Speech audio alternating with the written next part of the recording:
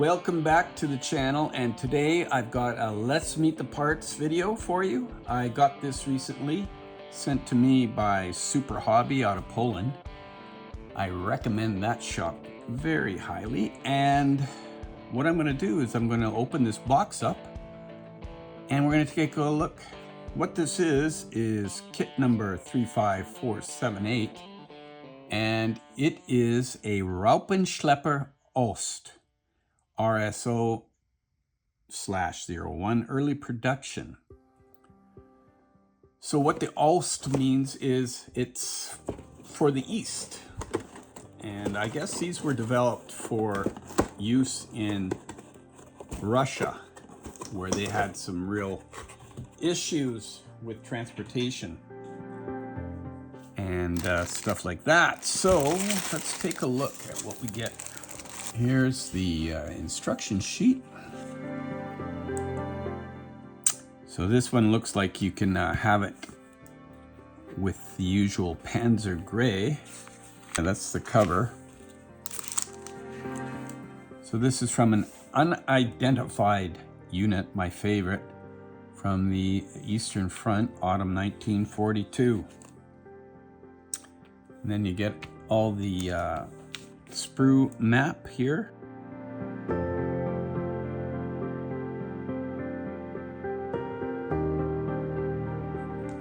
And they also show you what you get for your decals and for your photo etch parts.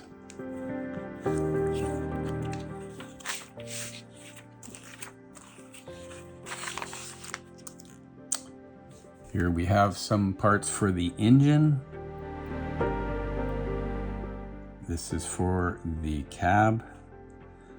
This is for the back bed of the vehicle.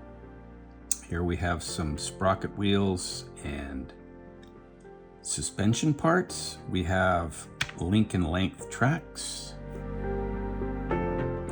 We have the road wheels. We also have some other sprockets here. Windows in clear parts. So we start off working on the chassis. And this is the old style of flat parts going together. I've built the RSO with the Pack 40 on it, and it went together really easily, for me anyways. Pretty standard parts for all the RSOs that MiniArt is putting out. So again, we're building up the lower hull and the braking system. We start to work on the engine and the transmission. These here are for the fans, and these are different than the ones that are in the RSO with the Pack 40.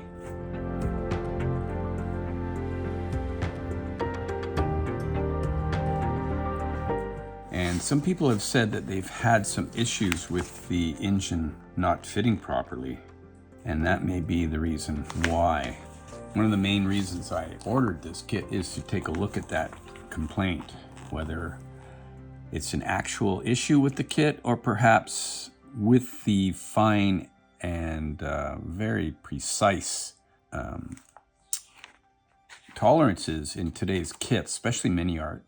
If you don't glue things together properly, it can throw out the alignment of other things later on down the line. So this is all pretty standard except for this upper part here. All this. I didn't see that in the one with the Pack 40. So they give you a couple of variants for the toe pintle.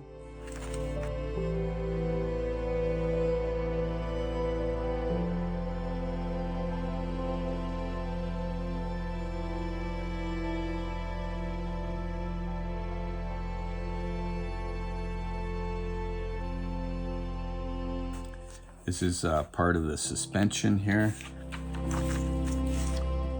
Then we get into the suspension.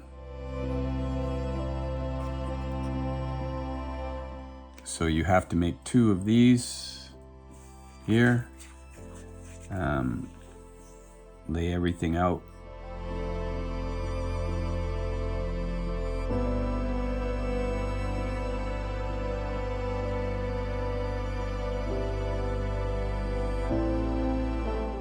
With the wheels, there's no rubber on the wheels, so you don't have to worry about painting tires on this one.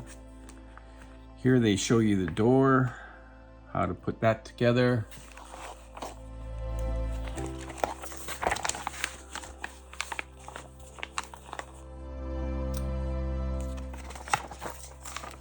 And then we get into the link and length.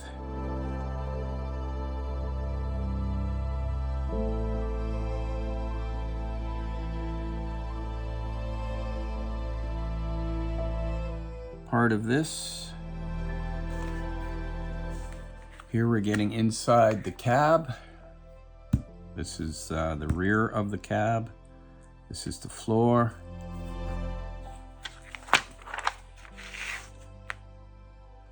Here we get another door to do.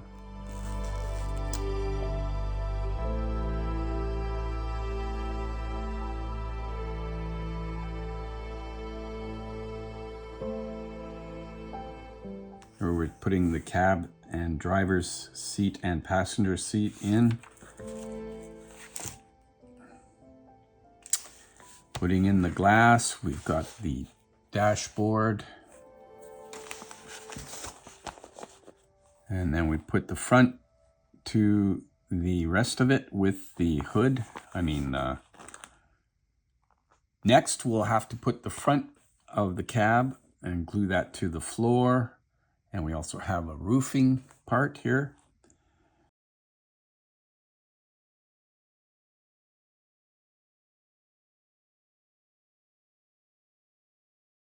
So you can close it or you can open these side doors. You can also have the hood closed or open. They give you photo etch for the windshield wipers. There's a no-tech light. And also a good luck charm of a horse hoof. Not a horse hoof. They also include a horseshoe for good luck. Here you have to scratch build some kind of tubage for the fuel, I guess, is my guess. Not sure. Maybe that's a vent of some sort. Then you get into the back bed part of the vehicle, and it also comes with a canvas cover.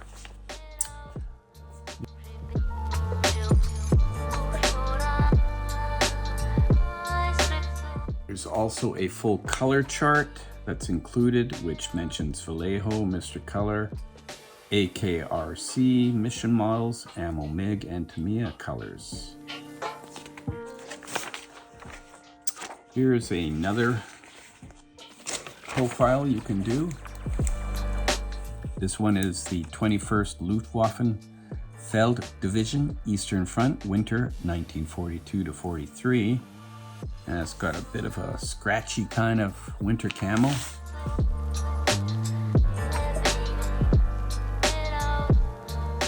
Here's another one from 21st Luftwaffe Feld Division, and that's spring 1943.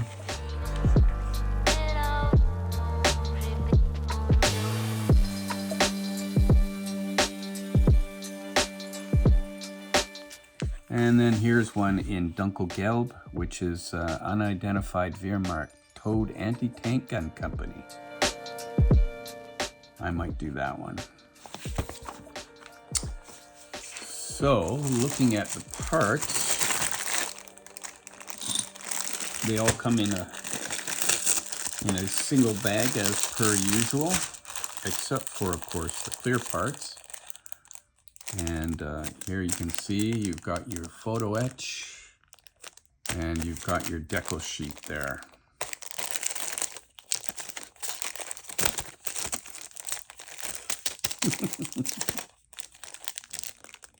And they have the decals. So here's the clear parts.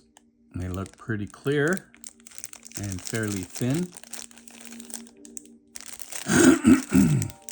It looks like they give you the option of having them rolled down halfway or something. You have the full windows, and then you have variations on a theme there. Let's take a look and see what that's about.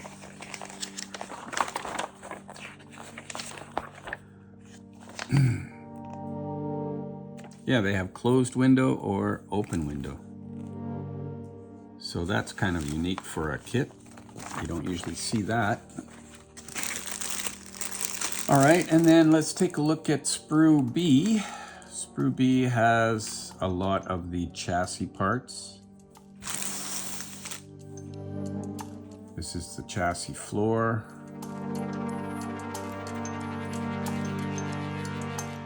Here we have various hoods for the front, where the engine is. Some kind of tarpaulin there. Here's the toe pintle.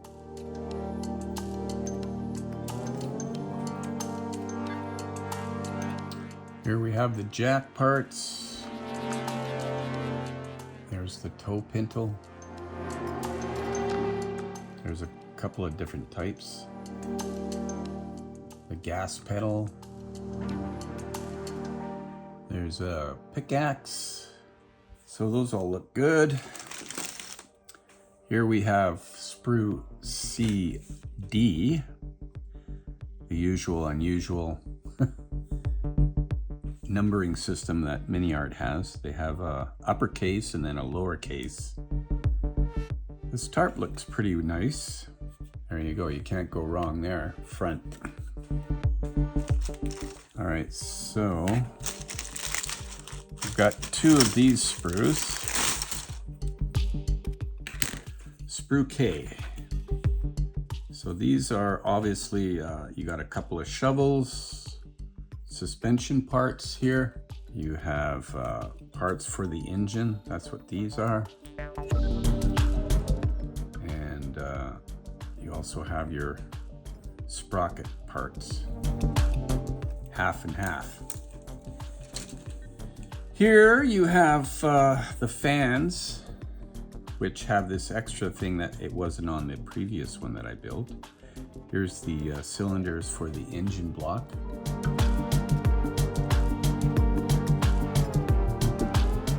And then you have your various electronical parts like the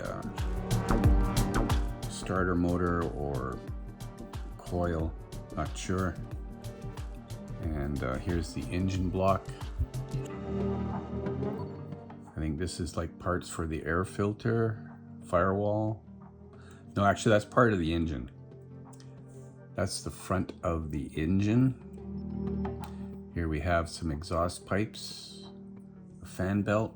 This is the oil. This is the oil pan. This is part for the air filter. Here we have two sprues for the wheels, the road wheels. Sprue KE. These look pretty good. Nicely detailed on the back side. And here we have parts that are probably mainly for the interior of the cab. You can see the seats for the occupants. This looks like a blowtorch or something. I guess maybe for the winter startup. These are parts obviously for the cab. Here we have the parts for the Lincoln length tracks.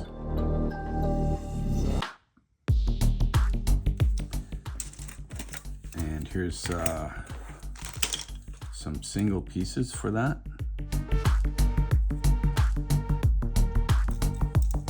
Here's the outer face of the sprocket wheels, the front and the back. There are two different types of hubcaps on here. This one has got the steer logo on it, and this one is just more like a punched out one. I am not sure what these are. Look like, to me, they would be part of the canvas cover, perhaps. Here we have part for the truck bed on the back. There's no exaggerated wood graining like you would see on something like from Italeri or anything. It's just nicely finessed and subtle. And the last sprue we have here is, these are parts for the lower chassis. And this is the truck bed. These are parts for the final drives, if that's what you want to call them. Here we have the differential. This is part of the gas tank. This is the roof, the front of the cab, the rear of the cab, side doors. This is part for the suspension. Here we have some parts for the truck bed, the front and the back, and other parts for the integrity of the engine area. So, pretty straightforward parts, and I'm looking forward to getting into this as soon as possible. And I am really curious to see if I'm going to have the issue with the engine fitting. All right, well, stay tuned. I'll be bringing you a build series on this as soon as possible. I'm a bit busy with work these days, so not a lot of time for modeling, unfortunately, but it will come. Out on the Western Front, where roads disappeared in spring and winter came with a personal vendetta, the German army needed a miracle. Trucks got stuck, half-tracks turned into oversized sleds, horses gave them dirty looks. The solution? Build something that could move through mud, snow, and possibly the afterlife. Enter the RSO, short for Raupenschlepper Ost, or in English, track thing that might actually work this time. In 1941, the Wehrmacht was learning the hard way that Russian winters weren't just cold, they were career-ending. So the order came down: we need a tracked vehicle that can move 2 men, carry cargo, survive blizzards, and not catch frostbite. The engineers at Steyr must have looked at each other and gone, yeah, let's do that, but better. The RSO was built like a tractor, thought like a sled, and drove like, well, a tractor-sled hybrid, held together with optimism and rivets. Based on the Steyr 1500A truck, it borrowed parts like a university student borrows laundry detergent, frequently and without returning them. The chassis was a steel box frame, the tracks wide and metal. Suspension, let's call it minimalist. You got pressed steel wheels, no rubber, and some leaf springs for good luck. But hey, it worked. Power came from a 3.5 liter air-cooled engine with a whopping 70 horsepower. That's right, just enough to outrun a freezing death, but not much else. The top speed was 17.2 kilometers per hour downhill in a tailwind with prayers. The ride wasn't smooth. In fact, it was more of a controlled bounce. The suspension system was a pipe with springs and bogies tacked on, looking like it was sketched during lunch break and greenlit before dessert. But it was durable.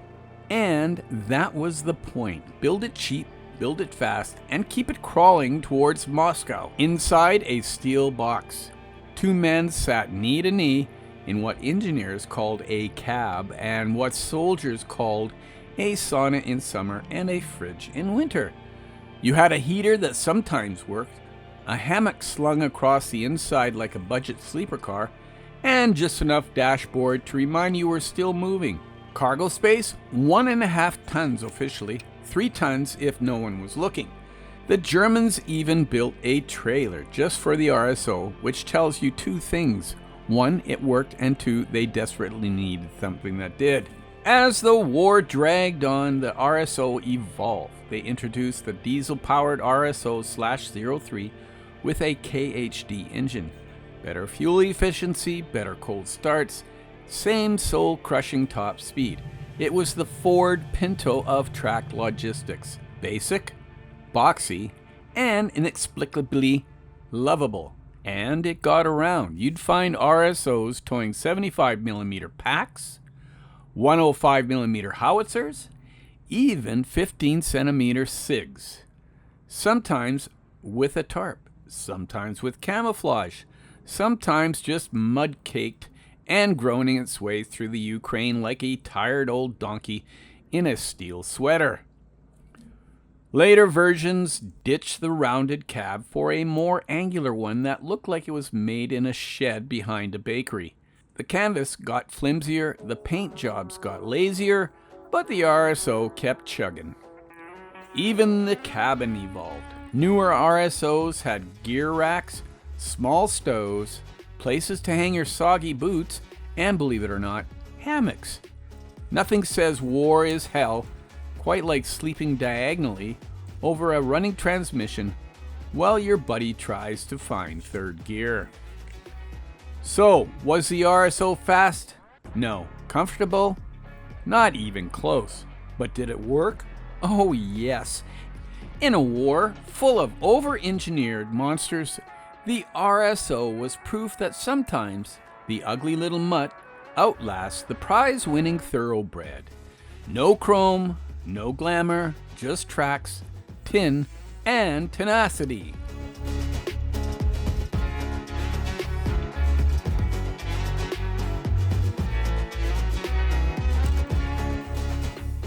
Ah, yeah, we go to the Eastern Front. It is cold, it is muddy. It is the place where the dreams of logistics go to die.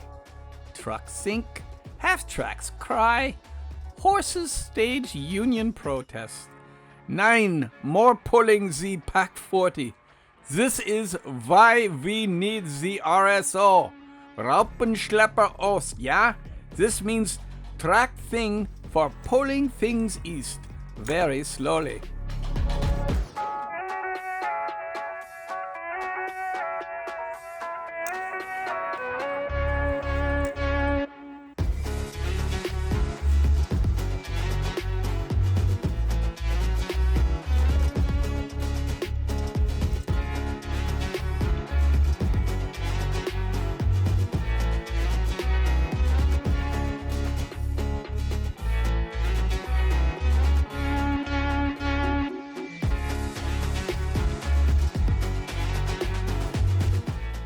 And all I have left to say is this is another edition of jet scale models, yeah?